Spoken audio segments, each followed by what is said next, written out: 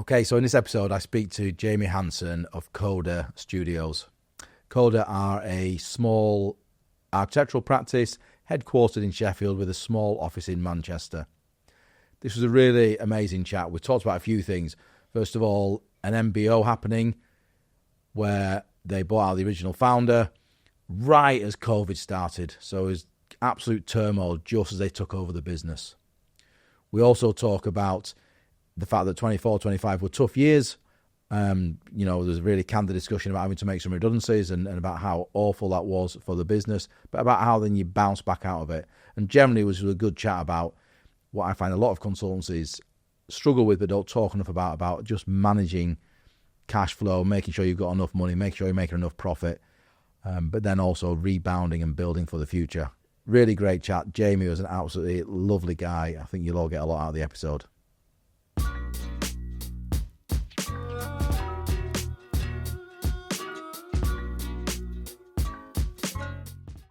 Well, here we are again. I'm delighted to be joined by Jamie Hanson of CODA Studios. Welcome, Jamie. Yeah, thank you for having me. No, absolute pleasure. So you're the first architect we've had on Growing Consultancies. Wow. So no pressure. You're supporting the whole architectural industry here. Yeah, that's it. God. First story in.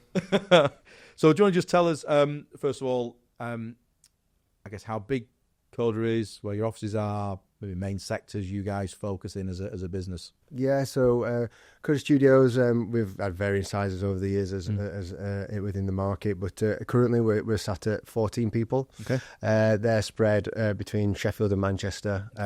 Majority still in Sheffield, really, right. But certainly the Northwest office is building now.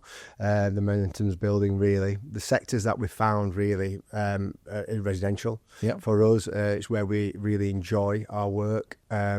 But we've had a range of professional sectors, I guess, that we've worked on, including some industrial sheds, some hotels, some high streets, and more recently a marketplace in Bacup at Rosendale. So that's been really interesting to kind of look at that as a way of reviving the town and regenerating the town. Yeah, perfect. I think that's how we got introduced, wasn't it? Through is it Patrick's? You're working with Patrick? Right. So it's Patrick's fault that I'm here. Okay, I didn't you know. You can blame him. It's your fault, Patrick. Yeah. Okay, excellent. And before we started speaking, you were saying, and it's something I'm quite passionate about as well, is how you got into the industry, about through the apprenticeship route. So can you just let's start with that. So often people love to know how people got into the industry. Yeah, I suppose it's a bit unusual now, isn't it? But 16, really, I left school, 2001. Didn't really get along with academia, but I did have an interest in architecture. Okay. I was always really interested in the built environment, really. Unfortunately, I applied, and someone down the street actually let my dad know, and I applied for an apprenticeship role at DLA Architecture. Mm-hmm. They were based in Wakefield at the time, and I think people in Manchester and Leeds, or if there's anyone watching the podcast, they'll definitely know DLA. They're a fantastic business, and I still like to check in on them, and Johnny Knowles, for instance, he's great. And yeah, so that was my in, really. £4,500 a year it was the salary level. I don't mind talking numbers there, but I didn't know anything, and it was just one of those. I've come from school, like I say, learning card. I was getting taught by them how to kind of just like develop my skill set within the industry. There was a lot of folding drawings, a lot of dropping drawings off, doing the mail, cups of tea as it is. But it's kind of like I think it's a really nice way of like, or a humble way of entering into a sector, into a profession. Sorry. And so basically I developed within DLA for 2 years. And probably not long enough, and my dad was certainly not very happy when I said that I wanted to leave. Right. And that was because I met a guy called David Cross who set up CODA. And he was working at DLA at the time, and he left because he was wearing flip-flops in the office, and DLA at that time was very much a tie shirt kind of place. Yeah. The industry was at that point. It was, yeah, and we were working on Morrison supermarkets, First Group bus depots. He was in the resi side, I was more in the commercial side. Okay. and it was very formal. And he just thought, you know what, he was doing some bits on the side at the time. He was a fully qualified architect, and he left. I stayed in touch with him, and the stories he was telling me, the jobs he was working on, smaller in scale, but kind of like really exposed to like planning applications. And at that time, I wasn't. So I kind of, he said, look, I could do with a hand really, and you're good at CAD. And he said, I'll pay you a little bit more, and I'll stand by the kind of apprenticeship, and I'll pay for your college. So sorry, David set up the business? He did. David Cross set up. So you what, his first employee then? I was his second or third, I think. Right, okay, brilliant. And it was above the hairdressers in Barnsley. And the majority of the work was house extensions, a couple of houses there and there, and it was a lot of fun actually. We'd work hard, play hard in a way, and I was exposed to quite a lot at that time. And I think looking back, DLA was great, and they brought me into this apprenticeship, and I just didn't feel like I was exposed to enough. The move was quite wild, I guess, for an 18-year-old at that time, 16 to 18, and almost like kind of shunning DLA. And I didn't feel like that at the time. And I was going into a business that really threw me in at the deep end. And I learned so much, like in that short period of time at the beginning of CODA, way more than I'd learned. So I think really... I'm quite passionate about this. Sorry, James, go over that. I'm quite passionate about this. And I say to people all the time, it's like, it is much better for you to, whatever discipline you're in, it's much better for you to be the one managing a project from, right from kind of early stage of REBA right through to practical completion, as opposed to being on something like, say, the Shard or, a massive project where you're such a small cog in the machine. Yeah. That you don't really learn. You're not the one having the tussle with the contractors. You're not having the one, with the disputes with the engineers or whatever, or not disputes, let's say collective breaks or whatever it may be. You're not the one doing all of that. So if you're the one managing your own project, it's maybe not as sexy, but if you're the one managing let's say a £20,000 house extension, but it's you doing all of it. Yeah. You will learn a lot more. Yeah. And I think I worry that the industry is in danger with this, actually. That you speak to some people, and some of the concern I think across different disciplines is that we don't have enough people doing the really small basic stuff to actually understand the basics to be able to go on to the bigger things. They've only ever worked on massive projects and sort of never kind of understood the whole cycle of the project. I agree. I think it's like they're kind of sheltered, and they have to be. And now because a little bit bigger, I understand that a little bit more. But at the time, it was kind of, David was 26 or 27, newly qualified. He'd just literally gone out on a limb and set up CODA. And if you think about it now, it was quite a wild, really, move.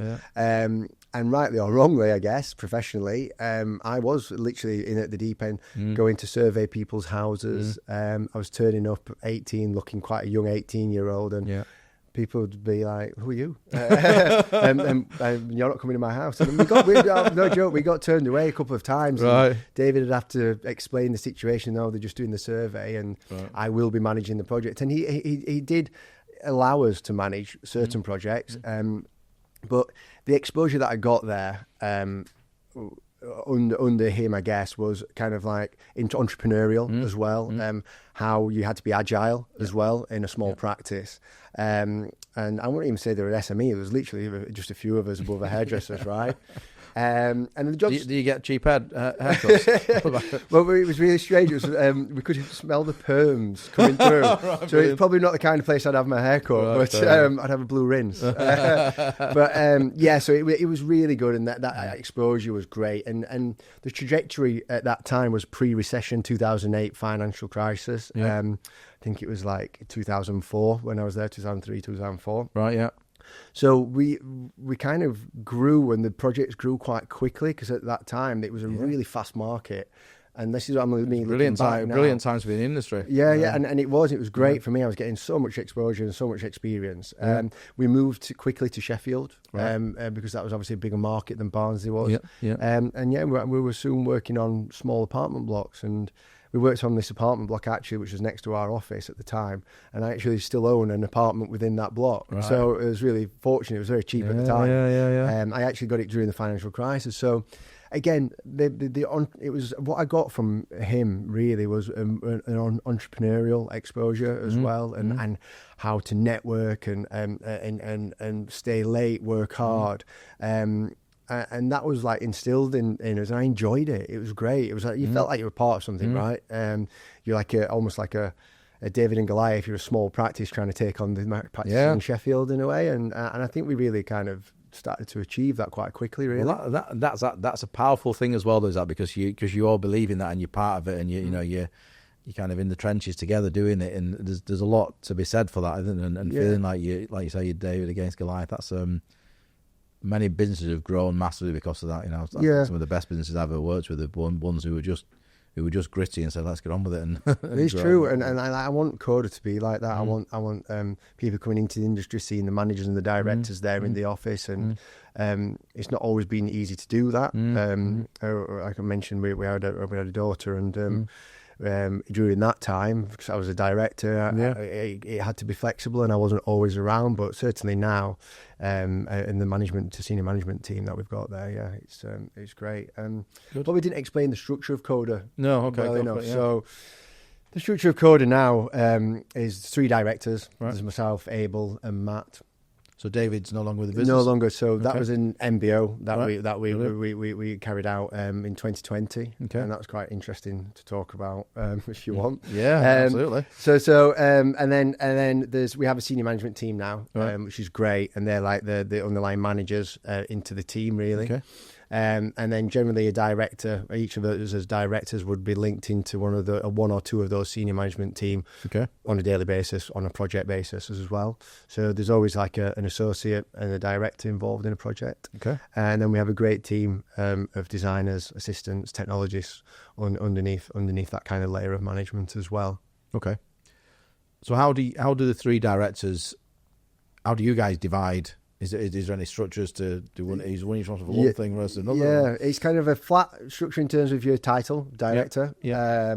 But very different in how we all operate. And I think we've all worked together for a long time. I mean, I think it's probably been. I've worked with Matt since I joined. He was one of the first employees actually. Oh, brilliant. And then Abel, I think it's still again. I think probably 18 years we've worked together. Right, wow. So it's quite, we've been there man and boy. And So I definitely am kind of more the creative and kind of early stages now. Right.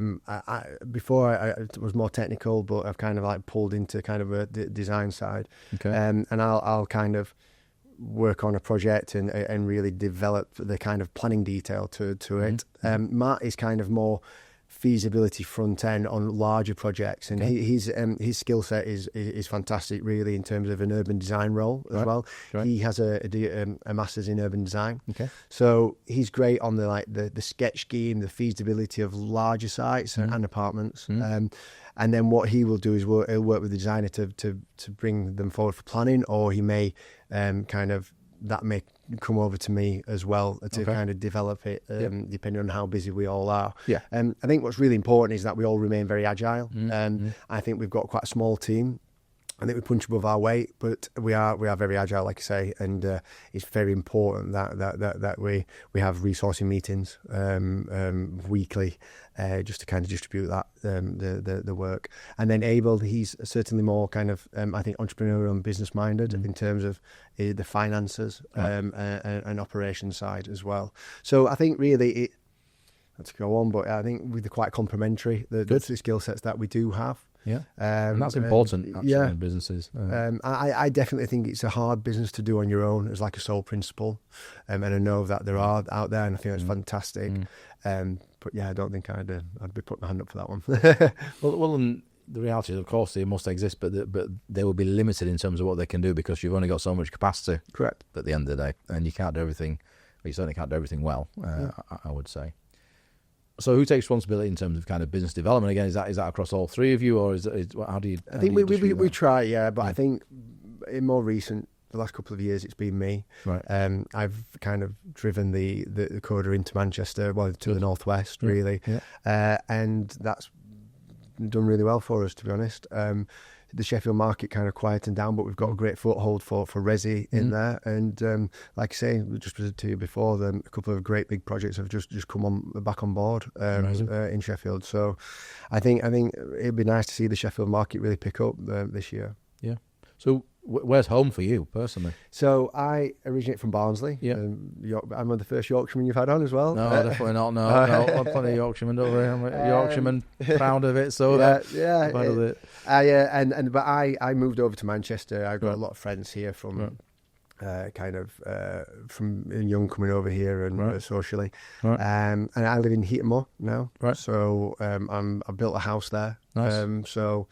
Yeah, we completed that earlier this year, and that was a slog as well. And is that like Grand Designs-esque, where you had a budget and it ended up going over? Well, it definitely went over, and the foundations were coming out of the ground. The foundations were going in, should I say, as my daughter was born. Wow. So it could probably was like Grand Designs. It was a bit juicy at times for sure. I bet, yeah. And yeah, it's we're settled now, which is great, and good.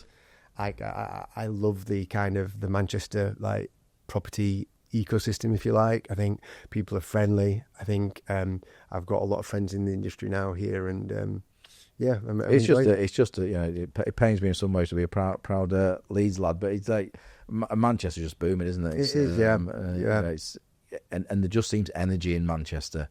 Some of the things that are getting built in Manchester outside of London just aren't really getting built. It's you've got some really exciting, developers and people are really passionate about Manchester. So it's strong leadership as well. I think council-wise, I think hats off to Manchester. Yeah, GMCA. It's they've really kind of pulled all the combined authorities together and implemented the infrastructure, which is the tram. And then the train links now, and I've seen recently in the news what's due to happen.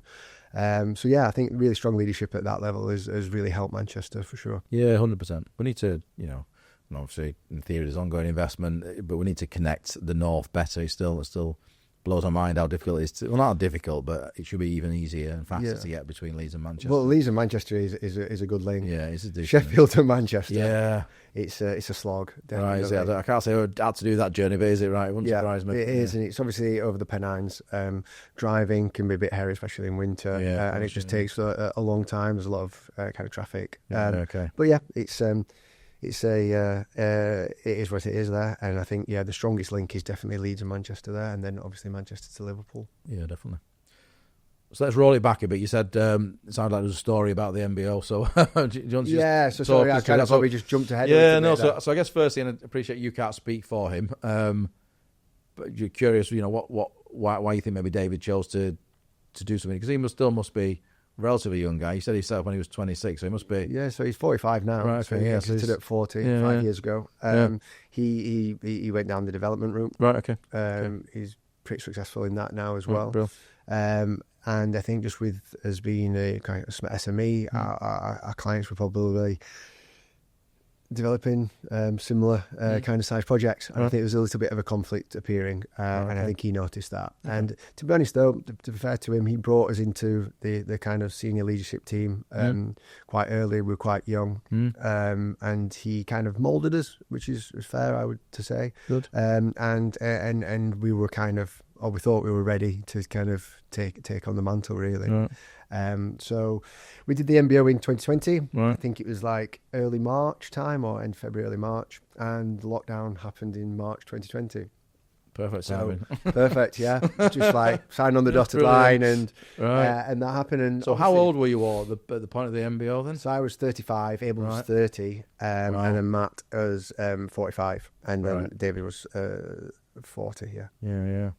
Right. Okay. So and then we got all thrown into what the hell is COVID, and it was hysteria, wasn't there? Really, poor leadership, probably from a government perspective. I think possibly poor leadership. I'm not sure the Curtin's doing any better, but anyway, we'll go into politics. But also just completely unknown. Just nobody knew what the hell was going to be. The abyss, wasn't it? Yeah, really? Absolutely. But David stayed on as chairman for a little bit, and I think really hats off again. Like helped to manage it really, and we looked at the figures. He was obviously on top of the figures, and we were kind of picking up the figures, and that was kind of the plan, was to kind of. Did you furlough people? Yeah, so like once the furlough thank goodness scheme for the furlough scheme. In all honesty, it saved a lot of businesses. It did. It saved us for sure. Yeah.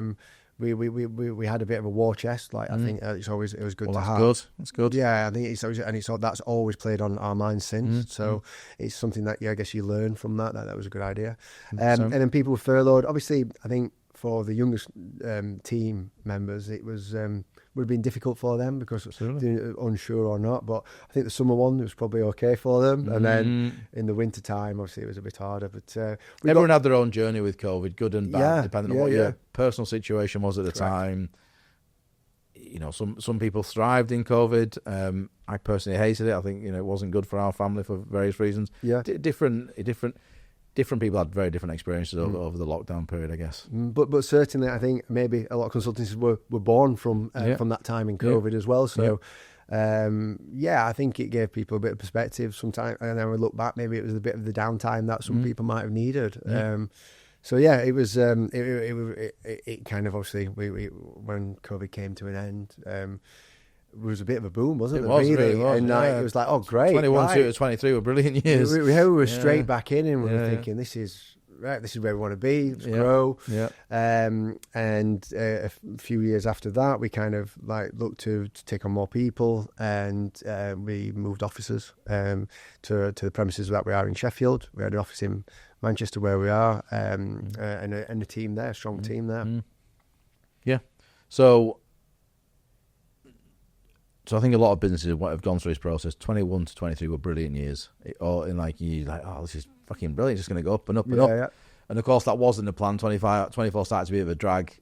25, I think, arguably for quite a few companies, was a tough year. So how have you guys found it? I definitely agree with that, and I think I'm happy to speak candidly about that. And I think it was difficult. Yeah. What we noticed, it wasn't there was a drop in turnover. But not a massive percentage, but costs were going up.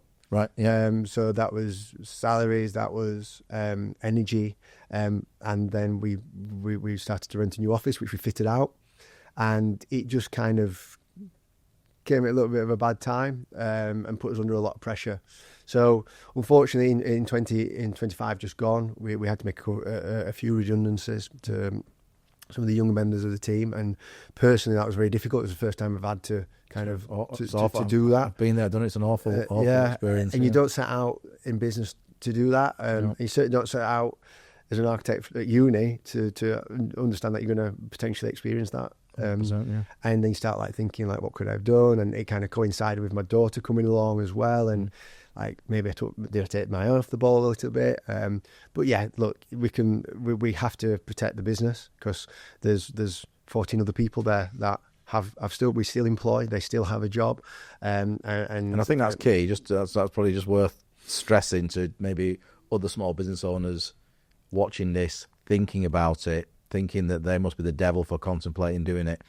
You have to at all points protect the business. I think that's really key. Like you say, 14 other employees you've got to worry about, the livelihoods, their families, etc. You've got to worry about. Yeah. And unfortunately, it's really shitty. But unfortunately, you have to make some tough decisions sometimes. Yeah. As a business owner. Yeah, and it came down to efficiencies. So the redundancies were kind of made in the Manchester office. Right. Just, we hope, for a short term.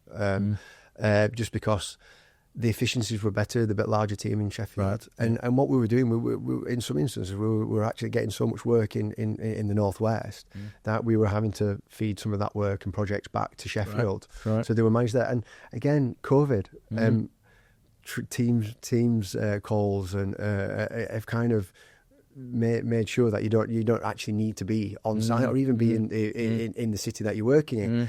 I see us rebuilding in Manchester for sure because of the market and because of the kind of the network that we have now. But yeah, I think I'd like to. Like obviously, it took a bit of a dip, and then hopefully we'll rebuild there. But you're right. I think you've got to be really on the numbers.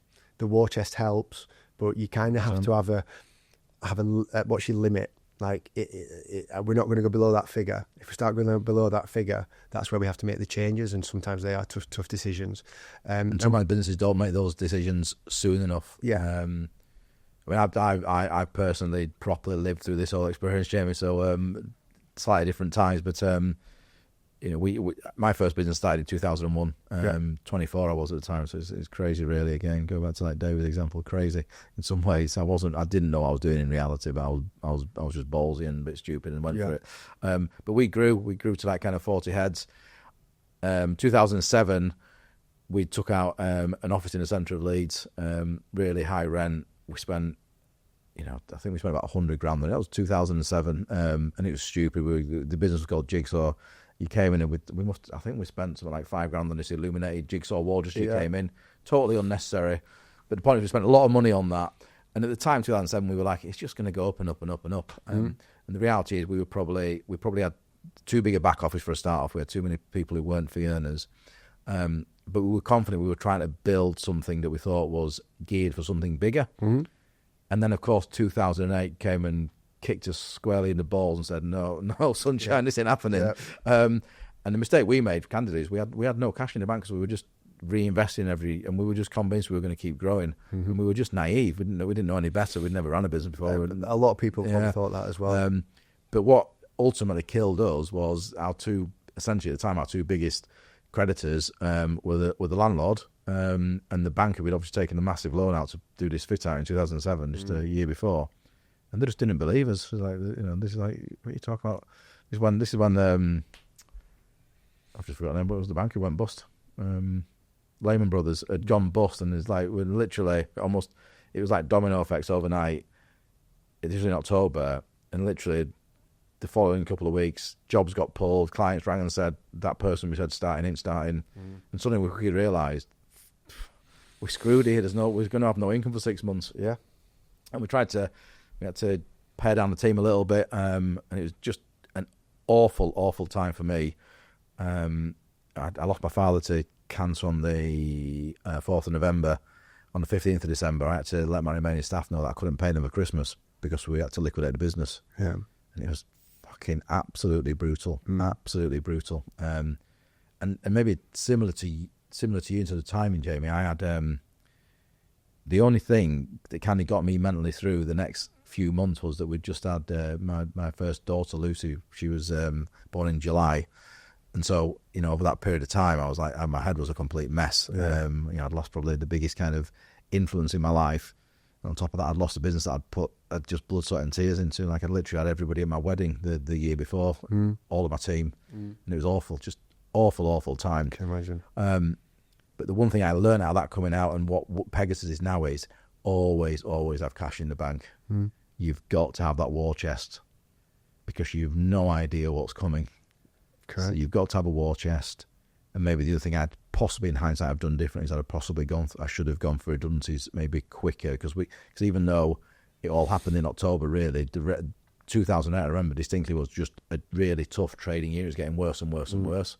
And we should have probably seen what was not maybe the apocalyptic element of the 2008-2009 recession, but we should have maybe preempted it a bit more. But you were 24. Yeah, 24 at the time. So I'd been just 30 by the time it all went wrong. Right. But still just too young just too naive or too lack of knowledge. It was painful, definitely, but it's lived experience. Yeah.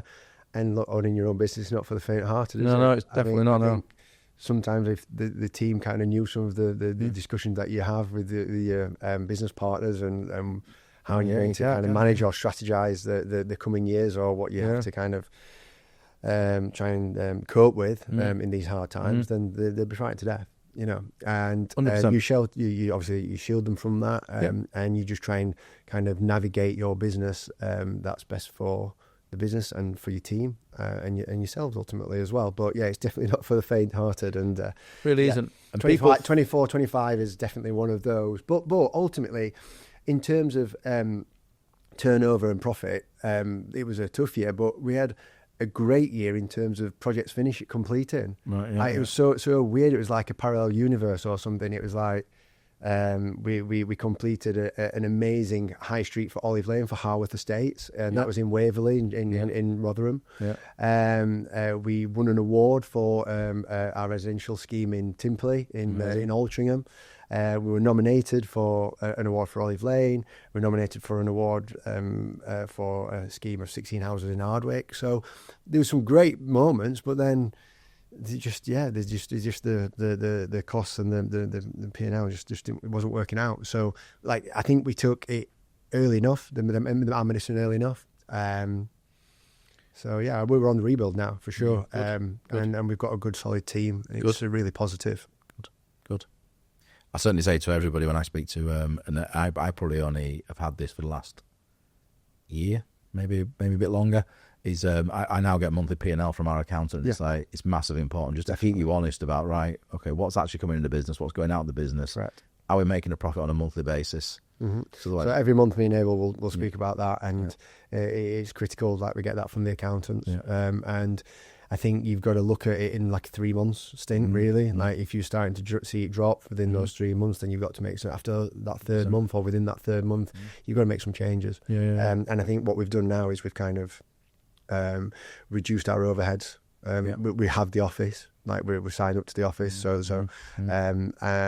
but we've reduced all the overheads that we can now. And to be honest, it's in the last November, December, January, and then this year for another 3 months looks great. So it's just again, it's this industry. I really do feel like it's so cyclical, and it can be up and down. It's very hard to kind of keep on a steady trajectory. I've got friends who are in other industries, and they're always talking about the hockey stick, and I'm like, no, it's a bit wavy in our industry. Like a roller coaster. Yeah. It always seems nice, but it is. I definitely find it a bit of a roller coaster at times. But the projects are there. The quality of the output, I think, is there from CODA.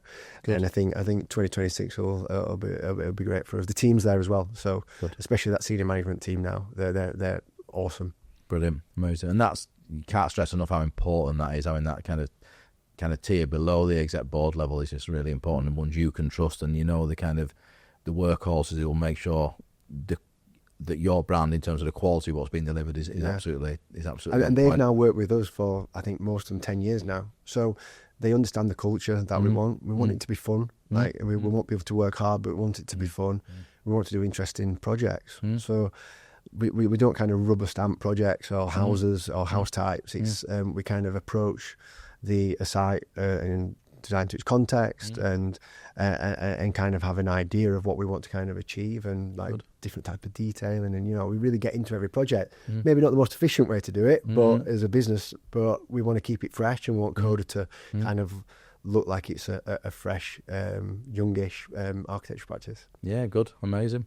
So what are the plans going forward now? Obviously, you've had that kind of rough time over 24, 25, but I mean those awards are brilliant. That's like tinderbox, isn't it, for architectural stuff? You need those awards more. I think almost more than any other consultancy, you need to, because those awards are not awards about being a great place to work, etc. It's awards about our designs have won awards. And I imagine for architects that's probably more important almost than any other kind of consultancy, I would guess anyway. I agree. And look, there's different tiers to these awards and so forth.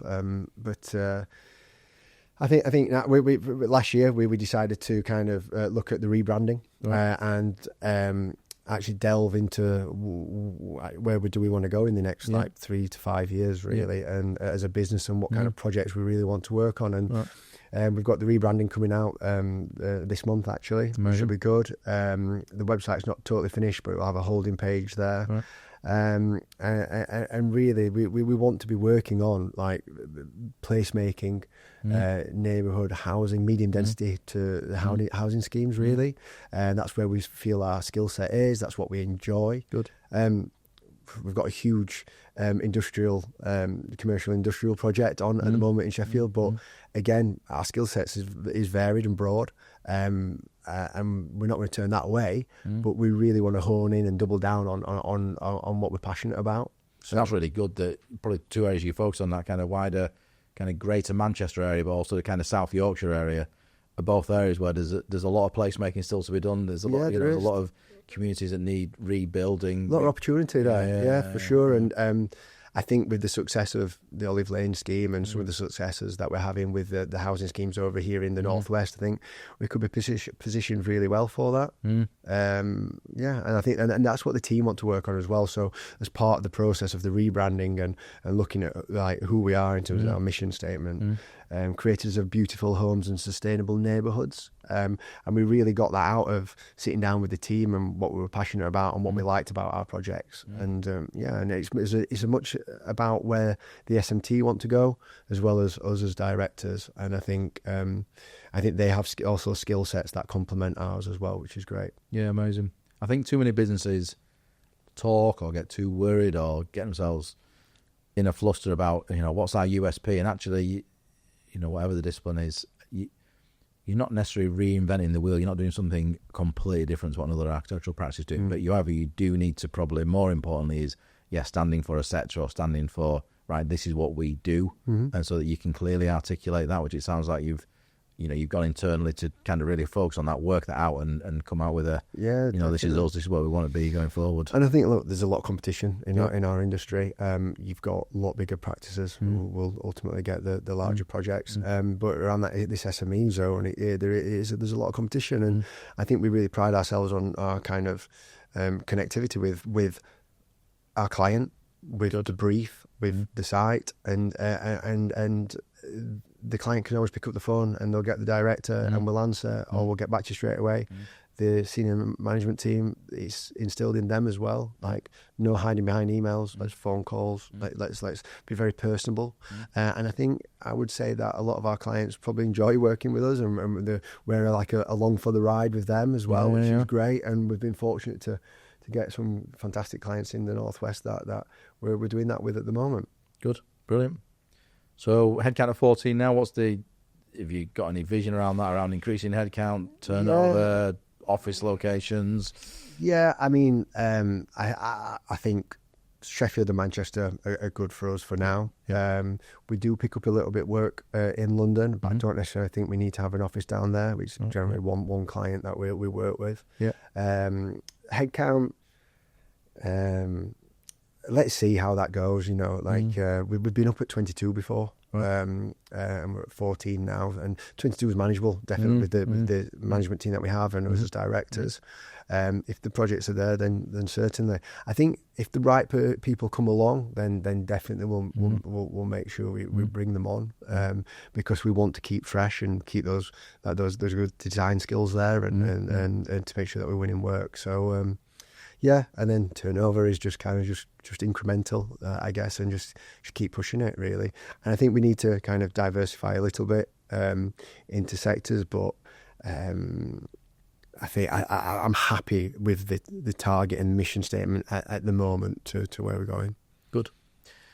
And how do you think kind of the evolution of tech and AI, which is obviously a massive buzzword for the whole industry, for the whole world at the moment, how do you think that's going to affect both the architectural profession, but also what are your plans at CODA about what you're going to do about that, and how that's going to integrate with the business? I've been reading that question for some reason. So we are definitely using AI lightly. It's a massively successful tool for research for us into our design access statement reports, even feasibilities, when we can look at easily pull up the plan applications around the site using AI and ChatGPT, and that can help inform and speed up the process of getting to a solution. We've also used it by inputting form and shape, and to see how that it would adapt it. Very loosely, some ideas in terms of how we want a building or an interior of a building to look, to kind of put in as part of a presentation. Not so much AI, but tech-wise, what's been really good since the MBO, we realised that we were light on processors, and we use Monday.com. You're probably very aware of it. I think one of our other guests uses Monday.com all the time as well. Again, it's great. We have our forecasting in there. We kind of check our invoicing off with accounts in there as well. It's used for like CRM inquiries as well, and it's all in one place. And then from our website, the inquiry goes into that, and we'll be notified of it. It's about having all the information in one place and quite easily to access on your phone, on your laptop. And I think in terms of technology, that's great for admin, rather than having to open up a spreadsheet like we used to have to do. We used to you have everything in Excel, right? And a lot of human error. So in terms of tech, that's great. I know you've spoken about minute takers as well in the past. So Fathom we use, again, that is just reducing human error really as well. So I think they're the efficiencies that we can see. I know that there's practices that are using it for much bigger things. We're not quite there yet with it, I'll be honest. But there's definitely a future, and I think it should be there to accompany and make teams more efficient, really.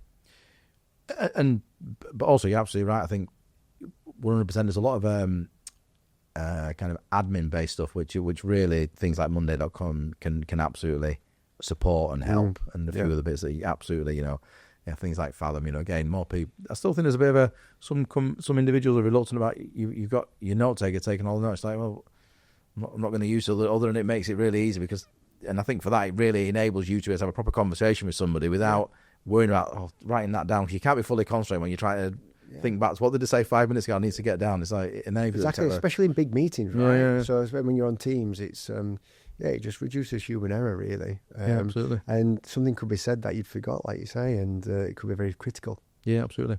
But then when it comes more to the actual day job of doing the design and stuff, we do have to be careful of that, because you've got to protect. Okay, is the information going in? Can we rely on the information going in? And the danger, I think, is particularly for younger people coming into the industry, that they think they can rely on AI to come up with something, and they won't know the difference. They won't know whether it's right or wrong, because they've not sat there for ages with drawings and everything. That they've never done that. So that's the danger. I think we've got to be. We've got to really protect. I think learned experience helps, doesn't it, with that? And just to go right back, is going into a smaller practice as an apprentice. It's all hands on deck. It's like literally you're doing everything, you're seeing everything. And I think in some bigger practices you can be shielded from that as well. So that brings around, actually, we kind of skipped on. And you were saying when you first started, $4,500, did you say you were being paid? Yeah, $4,500, yeah. And so I'm a big... Probably wasn't even worth that. Yeah.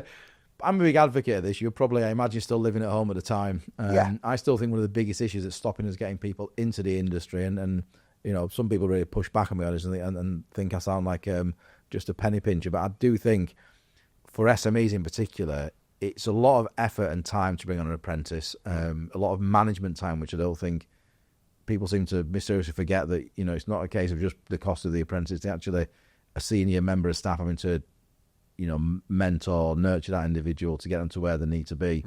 And I think half the issue is, particularly if somebody's over the age of 21, it starts to get quite expensive to bring on an apprentice. And I think we're screwing up here as the government is not doing, and I don't think that was just Labour. I think some of that was in place in the last government and the Conservatives. But the point is, it's getting so expensive to take on an apprentice now that I think a lot of companies, and that goes from Joe Bloggs and Sons, electricians, through to architectural practices, through to quantity surveying practices, whatever it may be, are just saying, look, the cost and the effort and everything doesn't justify us doing it. And I think that's really sad, because if we don't fix this soon, we've got a growing skills shortage across all, kind of trades and kind of professional services, white collar sectors. I still struggle with, though, we should say blue collar, white collar, professional services. But anyway, the point is, across all disciplines, we're struggling in the industry now. I totally agree. Like, for an SME, there's no support there from government, really. And I'm an advocate of it, but we actually don't have an apprenticeship scheme anymore because of that reason. And I think it's critical for bringing people in at a young age, and then not everyone has the fortunate enough to be able to go to university, right? And the debt that you come out with at university is significant. Crazy, and I think there's probably a better way from the government actually to kind of help SMEs or architects practice in general, or engineers or whatever, consultancy, to kind of start kind of pushing that. Just, again, like, it's exciting being in the workplace. Sometimes college is great, going to college, but you're doing half your work and then half your time having fun or whatever. It's one of those. It's I really do think that the government need to provide some support for SMEs and practices for sure. Good, brilliant. Well, yeah, I'm a big advocate of that as well. I think we need to do something. Cause I genuinely am worried that the industry is going to collapse in terms of not having enough skilled trade. Can AI plug some of the gaps? We don't know yet, but fundamentally, we have got a massive issue that the industry is generally old from all disciplines. I don't know what the average age for an architect is. I know, for example, I think the RSCS brought out something about chartered surveyors. I think the average age is 55, which is crazy. Wow. So it's just demonstrating we've got an aging demographic. You hear about on-site, a lot of the best tradesmen are literally still working in the 50s and 60s. I don't know how they are, so I don't know how the body's that broken. Yeah. I mean, it's amazing, really. I'm 50 this month, and when I have to do a DIY, it breaks me. So I don't know how they're still doing it at that age. But the point is, we're in danger of losing a lot of the skill set as well, because there's a real issue in the industry about companies not having time to train people like they used to, because everything's so fast-paced. Absolutely. I suppose I remember emails were definitely there in 2001, but I was still faxing people. I was using the fax machine, and everything's by post. All the drawings were printed out, folded by me, and then I'd put them in the post or go and drop them off, and we'd have some like planning applications or some tenders. There'd be masses and masses of paper, but then people were given the time to kind of look through those. I think there's definitely. It's not going to slow down, is it? But it's definitely something to be conscious of. Coming back to that thing about that kind of learned experience, we need to work out how people coming into the industry can get the basics nailed. Because like you say, all the digital tools are absolutely brilliant from an efficiency standpoint, and actually from a business standpoint, something like Monday.com is a brilliant thing because it makes you more efficient. It makes it easier for you to run, and should be celebrated. Yeah.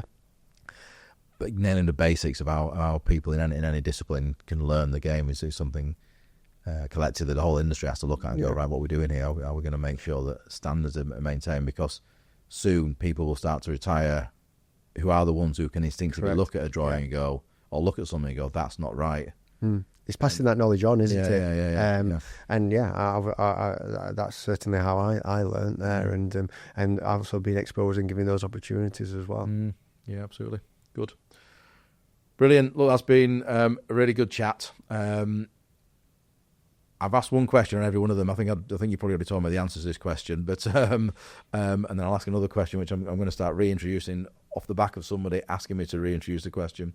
So the first question is, who's been your best boss or mentor? And I think I'll probably guess what you're going to say, but who's been your best boss or mentor? Yeah, I think I've learned a lot from quite a few people, to be honest. I think definitely the kind of entrepreneurial kind of persistence from David, and actually the benefit of seeing a startup effectively go from a hairdresser's to actually building an office and being in the office that they've designed as well. So I've definitely learned a lot from him. Good. And then my business partner, Abel, really, I think he's the person that I go to. We talk every single day. Right. It's like a daily chat, what's going right, what's going wrong, like almost like a confidant, if you like.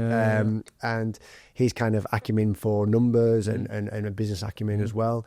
It helps. And then also in things that I'm not sure of, like he's kind of a person who I think gives really good sound advice. So, I'd say probably those two people really in my life. Good. And then the last one, which I say, oh boy, but we used to, before we started doing all this, we did do it on the podcast, just having chats with people over Zoom. And the question I always used to ask, and somebody reminded me the other day and said, he needs to asking this question again, is what's the best kind of book, or it could be a podcast, what's something you would say, if somebody asked me, I'd want to give them this to... So I've actually just done this. I gave a book to the other half of Make, Matt Gurdon. I gave him a book at Christmas time, and it was Winning by Jack Welch. Okay, It's very much a business book. But it is a massive business. But he talked about like how you should have candor when you speak with your business partners. You have to be open. You have to be straight down the line, honesty. Also talked a lot about kind of processes, how you need those in place as well. It's a great read. I'm not going to go into it even further, but it is. It's one of those books that you listen to audiobooks or you read books and podcasts, and there's the odd one, or there's certain ones that really like stand out, don't they? And so I thought, I don't know if he's read it yet, but I thought that was a good one for him, because obviously they've started making, they've done really well, and we work with them, and I think it's a good book. And the interesting thing with that book, I'm guessing that book must be about probably 30-year-old now, at least 20-year-old. I'm guessing. It's about 20 years old, yeah. But the point being, a lot of the principles remain the same. It's like the book I always reference is like Good to Great by Jim Collins. Again, probably written about the same time, maybe even older. And while some of it in these books, some of it will appear out of context now, because some of the terminology or something they're talking about won't quite be there, but actually the fundamental principles in some of those great books like that are timeless. You know, the basic principles are timeless. You maybe have to adjust some of it for where we are now age-wise, but the principles remain the same. Yeah, definitely. And I think that's a very good book for any one of your listeners to kind of pick up if they've got an entrepreneurial kind of spirit. Amazing. Good, amazing. Jamie, I really appreciate your time today. Thank you very much. Being on the pod. Cheers, Paul. Awesome.